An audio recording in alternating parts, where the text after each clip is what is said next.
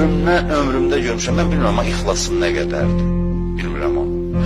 Ən elə narahat olduğum budur. Mənim ixlasım yerində olsa çox yaxşı olardı. Bilmirəm də, Allah bilir. Həmişə adam özündən əmin deyil. Amma həyatımdan təcrübə eləmişəm. Ən böyük bərəkət dinə xidmətdir.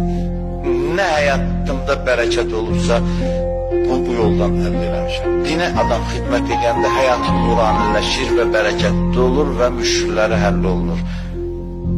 Mən belə görmüşəm həyatda. Təcrübədə görmüşəm.